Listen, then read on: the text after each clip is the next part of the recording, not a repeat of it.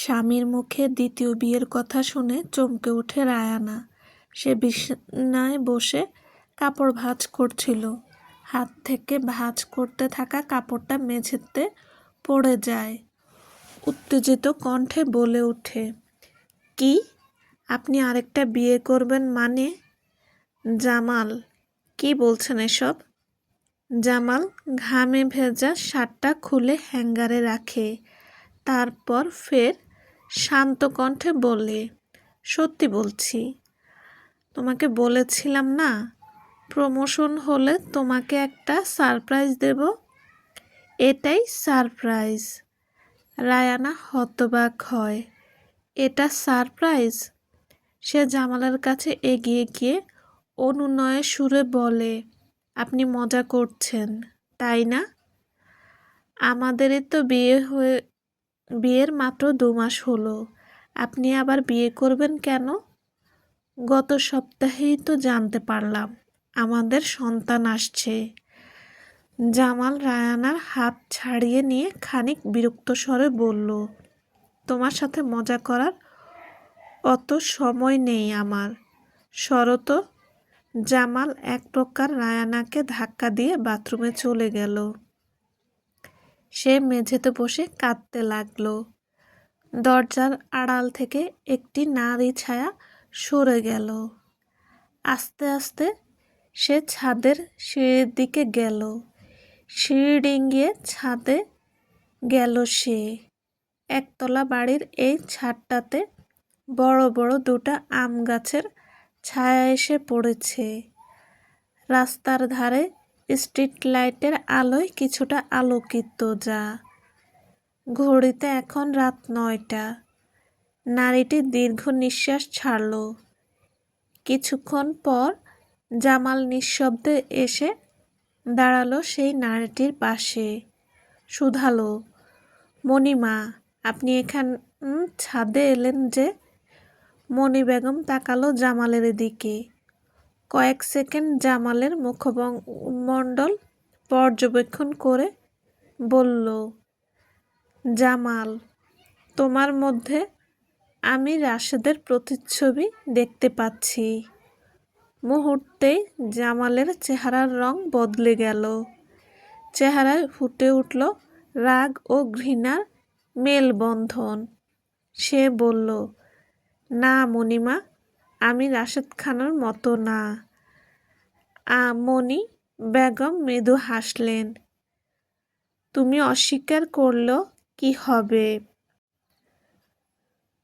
তুমি সেই পথেই হাঁটতে তো হাঁটছ, কিন্তু এর পরিমাণ আপনার মতো হবে না মণিমা। পরিণতি প্রতিক্রিয়ারই ফল হয়। তুমি যা করছো রায়ানার উপর জুলুম করছো।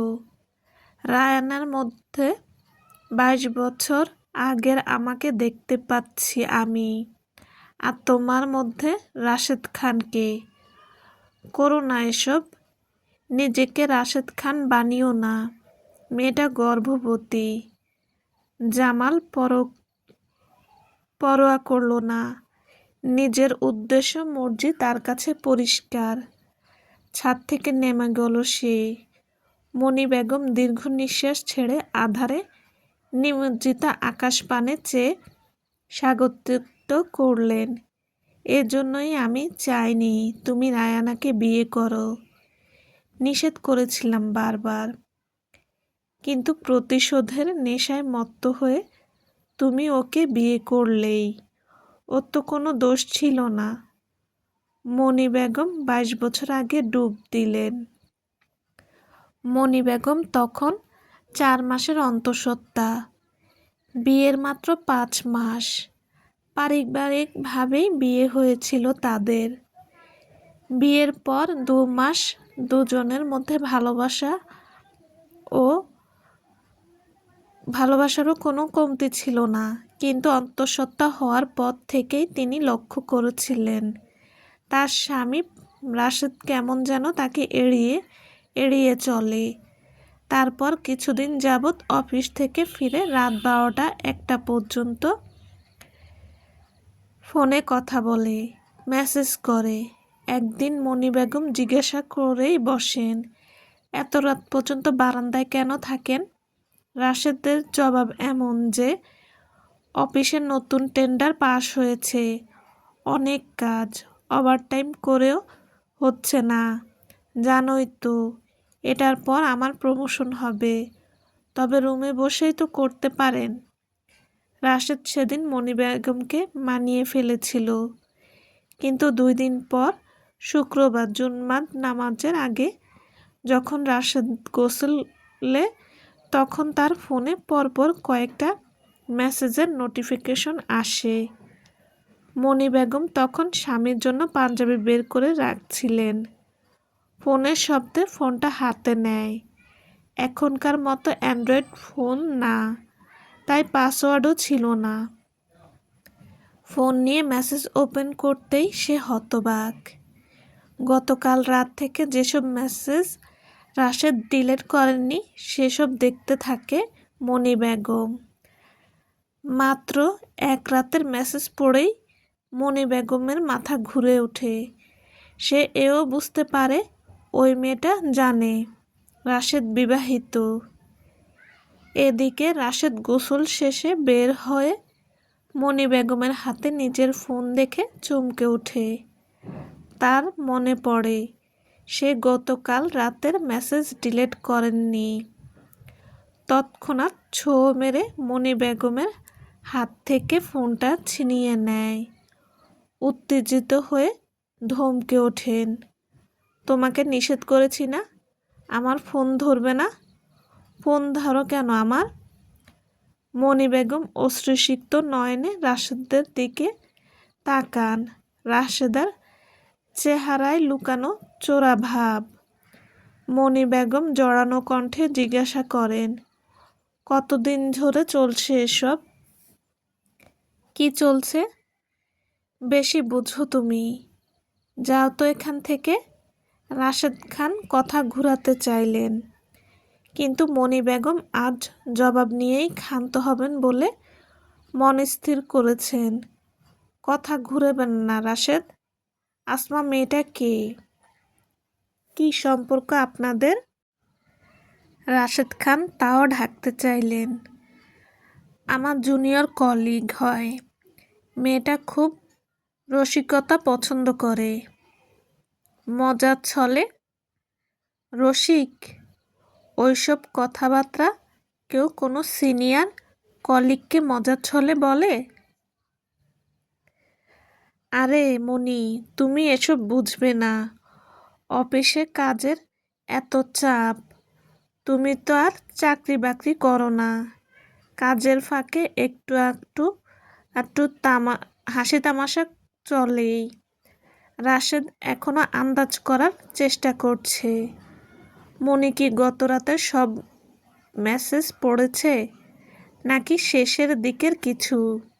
সে ভাবতে ভাবতে পাঞ্জাবি পড়ছে। মণি বেগমের সহ্য হলো না এসব মিথ্যাচার। সে রাশেদের পাঞ্জাবির কলার চেপে ধরে বলল, পরনারীর সাথে মেসেজ কলে কথা বলতেই আপনি বারান্দায় গভীর রাত পর্যন্ত কাটান, আর আমাকে বলেন অফিসের কাজ? কেন? এই মেয়ের জন্যই আপনি আমাকে এড়িয়ে চলেন, তাই না? আপনার লজ্জা করে না? আপনার স্ত্রী গর্ভবতী, আর আপনি পরনারীর সাথে নষ্টামি করেন। আমি আব্বা আম্মাকে এখনই বলবো তাদের পুত্রের কাণ্ড। মণি বেগমের মুখে এসব শুনে রাশেদ খানের রাগ উঠে যায়। সে সজোরে মণি বেগমকে ধাক্কা দেয়, যার দরুন মণি বেগম মেঝেতে পড়ে যান। এই ধাক্কাটা শুধু আজকের রাগে আসেনি, নতুন নারীতে মত্ত হয়ে রাশেদের মনে নিজ স্ত্রীর জন্য বিতৃষ্ণা, বিরক্তি এসেছে। তার ভাষায় রঙিন জীবনের পথে এই মোটামুটি দেখতে মণি বেগমকে আর ভালো লাগছে না। গর্ভবতী হয়ে চেহারা আরেকটু মুটিয়ে যাওয়া আশাতে আরও ভালো লাগছে না। মণি বেগমকে ধাক্কা দিয়ে ফেলে দিয়ে রাশেদ খান বললেন, বেশি কথা বলবি না। তোর কোনো অভাব কি রাখছি? এই কথা যেন এই চার দেওয়ালের বাইরে না যায়। গেলেই তোকে তালাক দিব আমি। কথাটা মাথায় রাখিস। এভাবে শাসিয়ে রাশেদ খান চলে যায়। এদিকে মণি বেগম মেঝেতে পড়ে কাঁদতে থাকে। সে তলপেটে চিনচিন ব্যথা করছে, তার শরীরও দুর্বল লাগছে।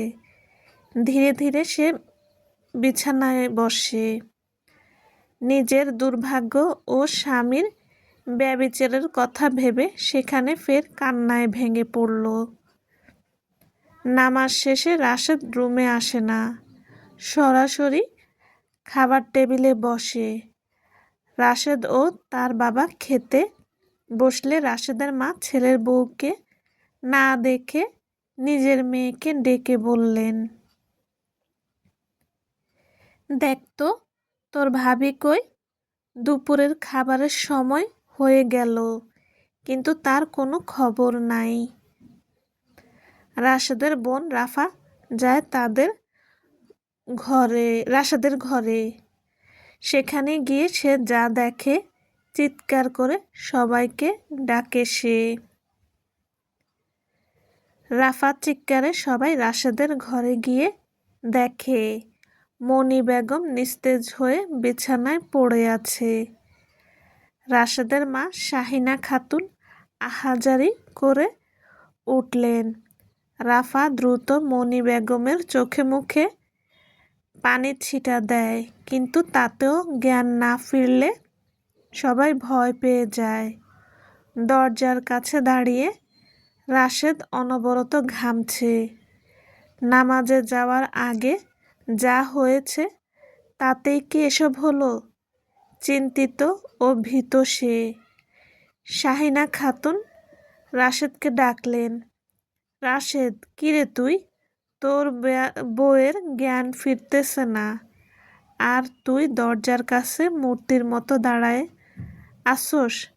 হাসপাতালে নিতে হইব তো বউরে, ধর ওরে। রাশেদ এগিয়ে আসলো, বিছানা থেকে তুলতে যায় মণি বেগমকে। মণি বেগমের উপর থেকে কাঁথা সরাতেই চাদরে রক্ত দেখে চমকে যায় সবাই।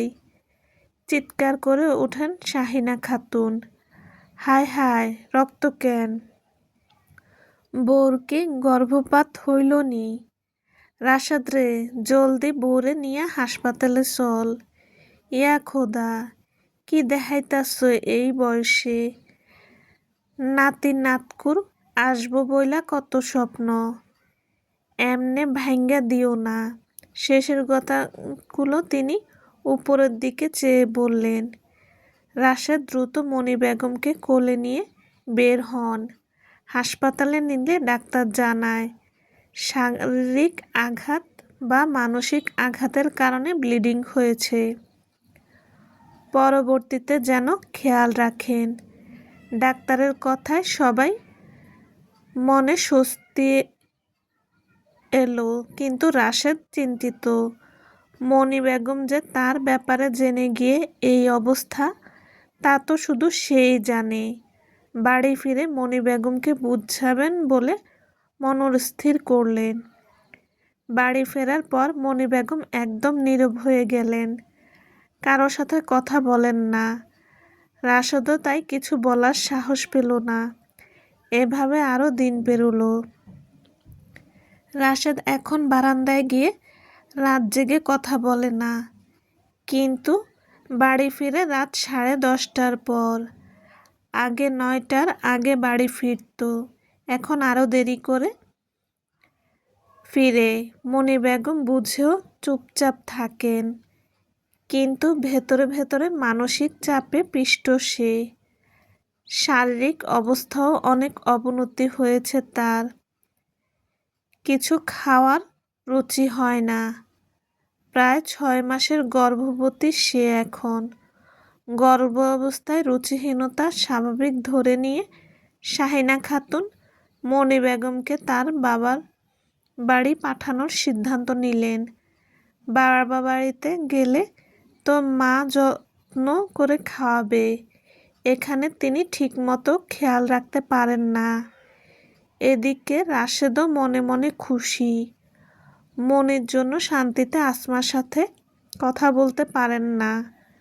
কয়েকদিন আগেই আসমার সাথে হোটেলে সময় কাটিয়ে আসার পর আসমার প্রতি টান আরও বেড়েছে। তাই মায়ের সিদ্ধান্তে হ্যাঁ মিলায় রাশেদ, নিজেই গিয়ে মণি বেগমকে বাবার বাড়ি দিয়ে আসে। শ্বশুরবাড়ির লোকজন রাতে থাকতে বললেও বাহানা দিয়ে রাতেই বাসে ফিরে আসেন। মণি বেগম সবটাই নীরবে মেনে নেন, কাউকে স্বামীর পরক্রিয়ার কথা বলতে পারেন না। যদি পাছে তাকে তালাক দেয় এই ভয়ে। নারীর জীবন তো স্বামীর মুখের ওই 3 শব্দই আটকে যায়। এভাবেই মাসখানেক পেরোয়। মণি বেগম এখন প্রায় 7 মাসের অন্তঃসত্ত্বা, কিন্তু দেখে মনে হয় না। মানসিক চাপ, ভয় সব মিলিয়ে শরীর অবনতি হয়েছে আরও। শীতের সকাল, উত্তরাঞ্চলের দিকে জানুয়ারিতে কুয়াশার আস্তর বেশ ভারী হয়, শীতও পড়ে বেশ।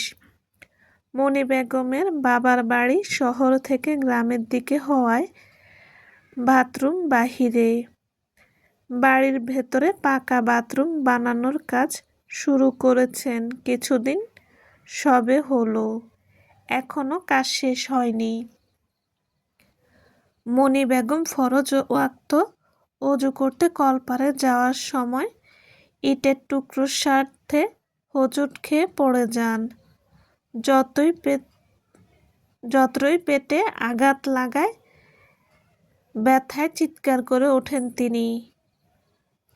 মণি বেগমের মা জবেদা খাতুন তখন সবে ঘুম থেকে উঠে নিজেও অজু করতে আসছিলেন।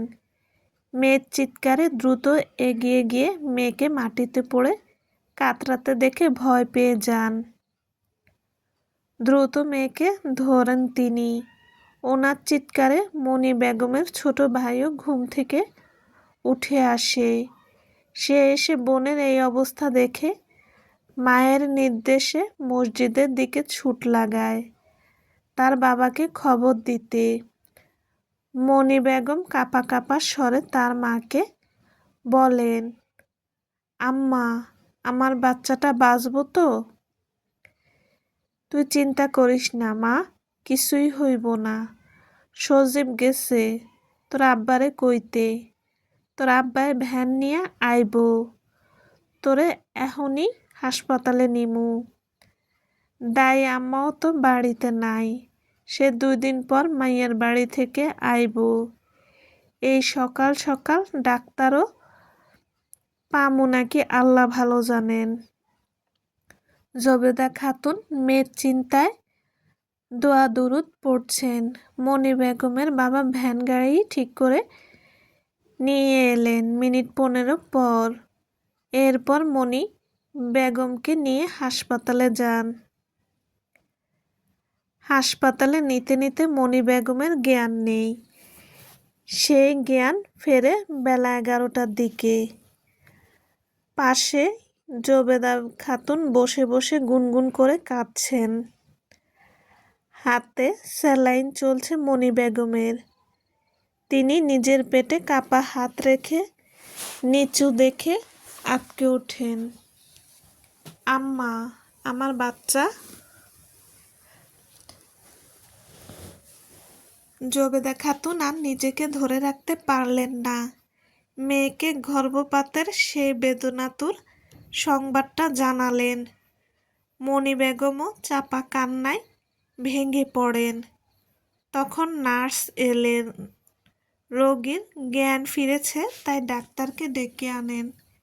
ডাক্তার এসে জানায়, আপনি কি মানসিক চাপে ভুগছিলেন? 7 মাসের প্রেগন্যান্সি কাউকে এত করুণ স্বাস্থ্য খুব একটা ভালো লক্ষণ না। গর্ভপাতের কারণে আপনার জরায়ু ক্ষতিগ্রস্ত হয়েছে, জরায়ুর টিস্যুতে এফেক্ট হয়েছে। জবেদা খাতুন চমকে উঠেন। কি বলেন ডাক্তার ম্যাডাম, জরায়ুর ক্ষতি হইব কেন? আমার মাইয়ার পরে সন্তান হইব তো? দেখুন, সন্তান হওয়া না হওয়া আল্লাহর হাতে। কত মানুষ বহু বছর পরেও গর্ভবতী হয়। আমি পরামর্শ দিব এখনই বাচ্চা নেওয়ার চেষ্টা না করতে। ডাক্তার কিছু ওষুধ লিখে চলে যান। মণি বেগম মাথার উপরে ছাদের দিকে নিথর দৃষ্টিতে চেয়ে থাকেন। মাথায় তার হাজারো দুশ্চিন্তা। এদিকে রাশেদের বাড়িতেও এই খবর পৌঁছে গেছে। ওনারা সকাল 9টার দিকে সবাই মিলে হাসপাতালের উদ্দেশ্যে রওনা হয়েছে। 2 ঘন্টা আগে এখনো এখানে আসতে এসেই নার্সকে মণি বেগম কোন ওয়ার্ডে আছে তা জানতে চান। নার্স দেখিয়ে দেন। শাহেনা বেগম, রাফা ও রাশেদের বাবা সবাই মণি বেগমের কাছে যান। রাশেদ যায় না। সে নার্সকে জিজ্ঞাসা করে, আমার স্ত্রীর গর্ভপাতের কারণ কি? কি অবস্থা এখন?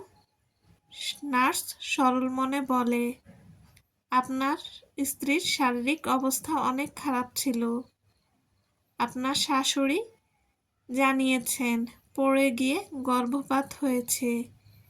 কিন্তু ওনার শারীরিক অবস্থা দেখে আমাদের মানসিক চাপ, দুশ্চিন্তা ও এর কারণ মনে হয়েছে।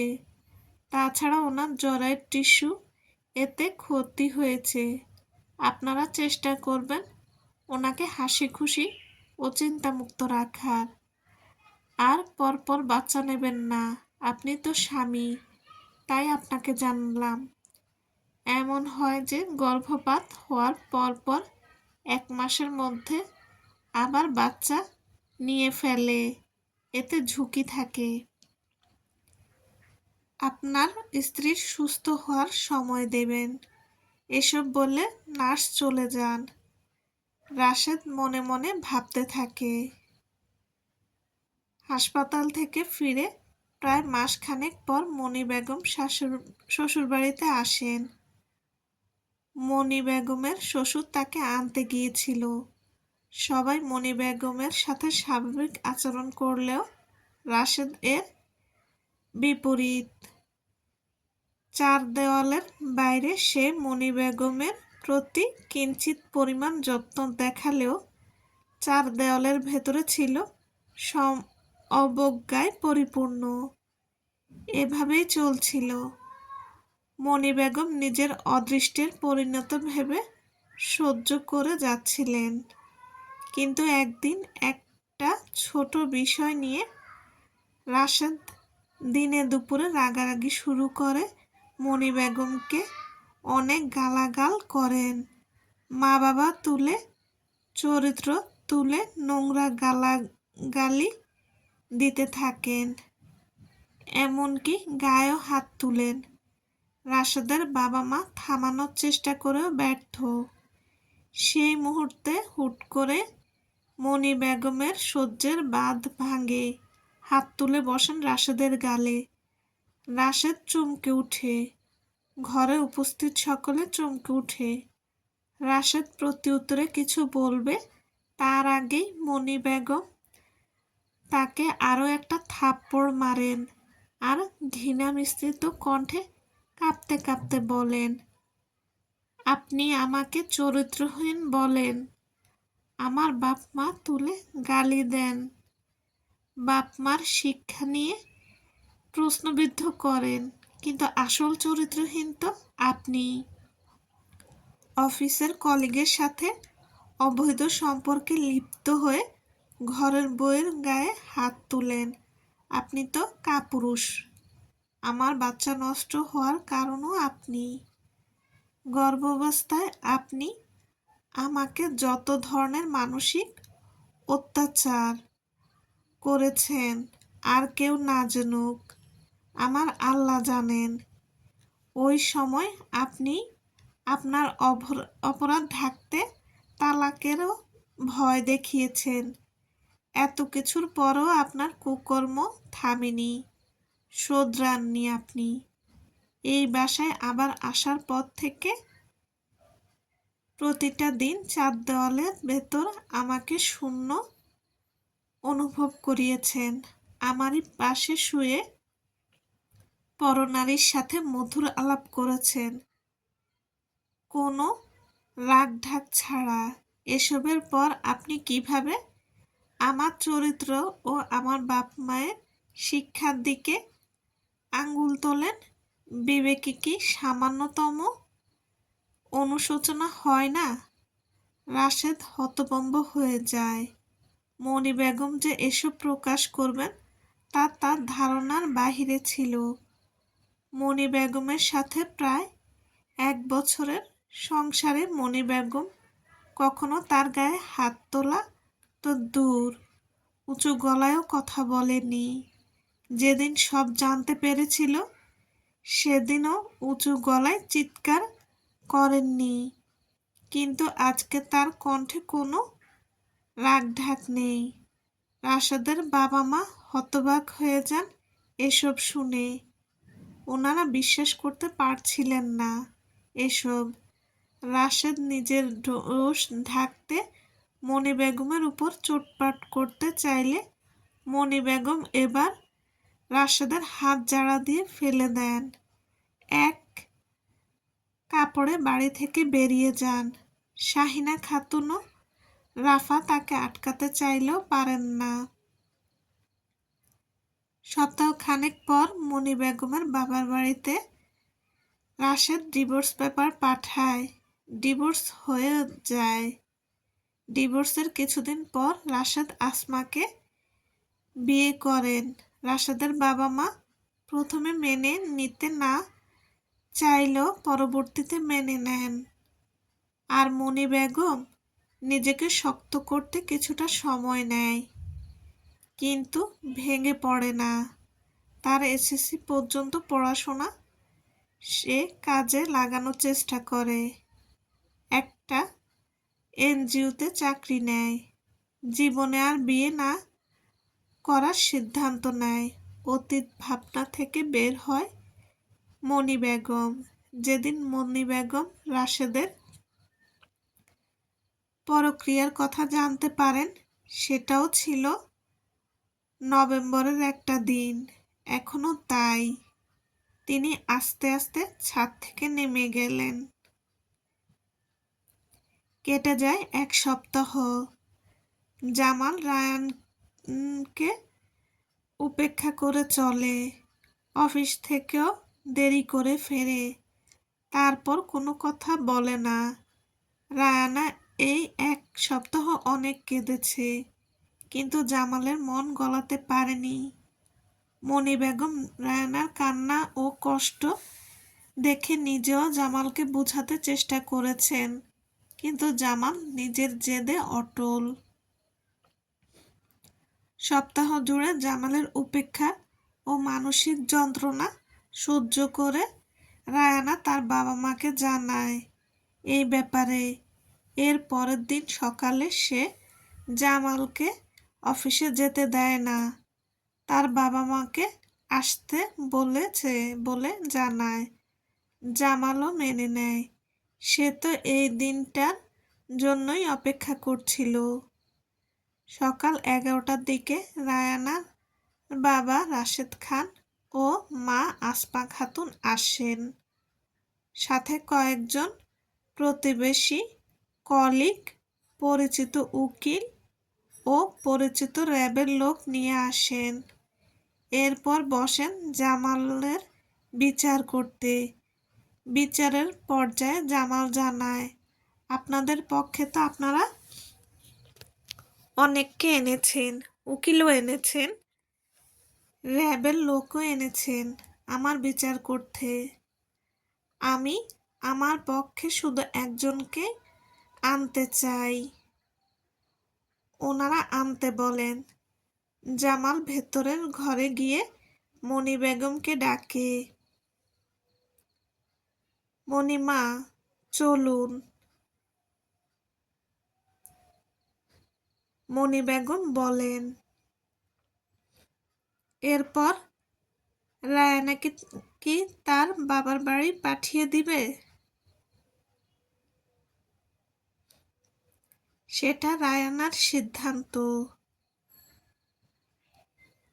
ও গর্ভবতী। না, রায়ানা আসলে প্রেগনেন্ট না। ডাক্তারকে দিয়ে মিথ্যা রিপোর্ট ও ওষুধের মাধ্যমে ওর পিরিয়ড স্বল্প মেয়াদে বন্ধ করা হয়েছে, যা ও জানে না। মণি বেগম চমকে যান। জামাল এমনও করতে পারে তার ধারণার বাইরে ছিল। তুমি অন্যায় করেছ মেয়েটার সাথে। আমি তোমাকে আগেই বলেছিলাম এই প্রতিশোধ স্পৃহা তোমাকে দ্বিতীয় রাশেদে পরিণত করবে। জামাল চুপ করে রইল, কোনো প্রত্যুত্তর করল না। মণি বেগম হতাশ হয়ে বললেন, আমাকে ওয়াদা করো, আজকের পর যদি রায়ানা তোমার সাথে সংসার করতে চায় তবে তুমি কখনো পরনারী বা দ্বিতীয় বিয়ের চিন্তা করবে না। জামাল কথা দেয়। অতঃপর তারা বসার ঘরে যায়। রাশেদ খান প্রথম দেখায় মণি বেগমকে চিনতে না পারলেও জামাল যখন বলে, ইনি আমার মণিমা, সম্পর্কে আমার ছোট খালা মণি বেগম। 16 বছর আগে আমার মায়ের মৃত্যুর পর তিনি আমাকে মায়ের মতো আগলে রেখেছেন। বাবা তো শুধু ভরণ পোষণ দিতেন, দায়িত্ব বলতে অতটুকুই ছিল তার। তিনিও বছর খানেক আগে না ফেরার দেশে চলে গেছেন। রাশেদ খান বলে ওঠেন, তুমি তো বলেছিলে তোমার কেউ নেই। আছে, আমার মণিমা আছে, আমার খালামণি। খালা মণি বেগম চিনতে পারছেন খালুজান? জামালের মুখে খালুজান শুনে চমকে উঠলেন রাশেদ খান। আসমা খান ও রায়ানারও একই অবস্থা।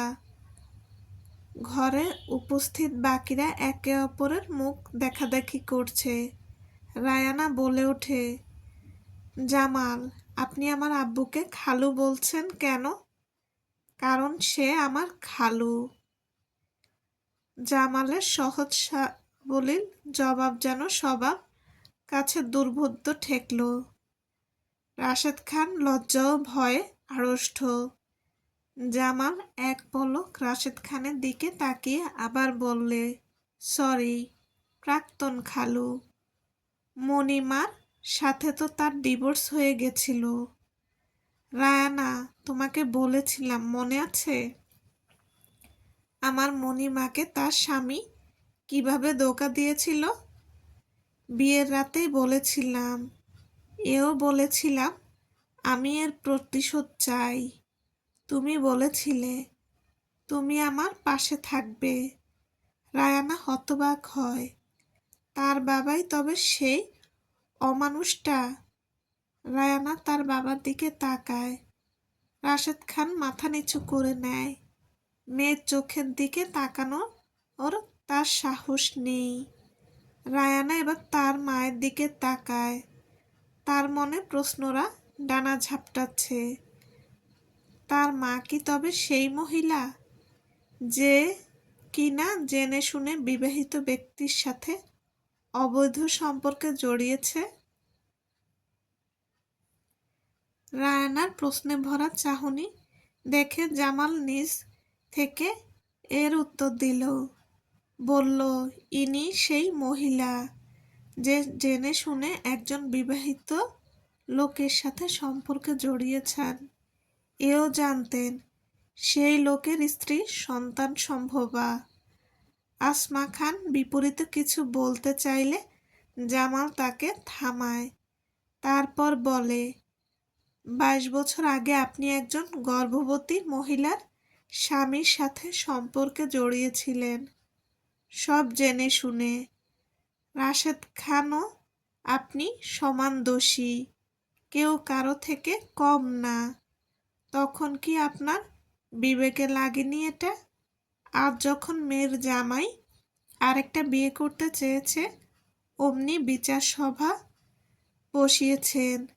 তাহলে 22 বছর আগে ওই মহিলাও মণি বেগমকে দেখিয়ে কারো মেয়ে ছিল, যার স্বামীর সাথে আপনি অবৈধ সম্পর্কে জড়িয়ে তার জীবনের সব সুখ কেড়ে নিয়েছিলেন। ওই মহিলাটা আপনাদের সম্পর্কে জেনে গেলেও থামেননি, বরং আরও এগিয়েছেন।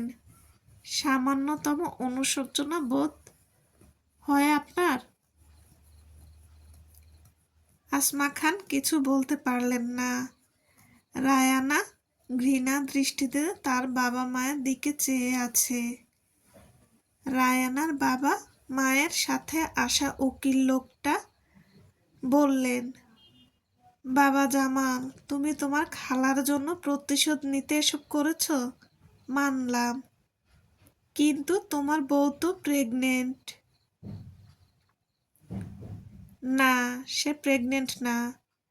মিথ্যা রিপোর্ট আমি বানিয়েছি যাতে এই দিনটা দ্রুত আসে। এই কথা শুনে রায়ানা চমকে জামালের দিকে তাকায়। জামাল বলে, সরি রায়ানা, তোমার মধ্যে প্রেগনেন্সির যেসব লক্ষণ ছিল সব সাজানো ছিল। আমি নিজের উদ্দেশ্যের জন্য এসব করেছি। এখন তোমার যদি আমাকে শাস্তি দিতে ইচ্ছে হয় দিতে পারো। রায়ানা শুধু জামালের দিকে চেয়ে আছে, কি বলবে সে। রাশেদ খান ও আসমা এখন এলাকায় বের হতে পারেন না। পুরো এলাকায় চার হয়ে গেছে তাদের কৃতকর্ম। এতদিন যেই সম্মান অর্জন করেছিলেন সব ধূলিসাৎ। আগে এলাকায় কোনো বিচার বসলে তাকে ডাকা হতো, এখন তারই বিচার এলাকাবাসী মিলে করছে। রায়ানাও তার বাবা মাকে জানিয়ে দিয়েছে, কখনো যেন তাকে মেয়ে বলে দাবি না করে। ঘৃণা হয় তার। মেয়ের চোখে ঘৃণা ও সামাজিক অপমানে রাশেদ খান মানসিকভাবে ভেঙে পড়েছেন, যার প্রভাব তার শরীরেও গভীরভাবে পড়েছে। স্ট্রোক করে শয্যাশায়ী সে। আর রইল রায়ানা ও জামালের মধ্যে সম্পর্ক।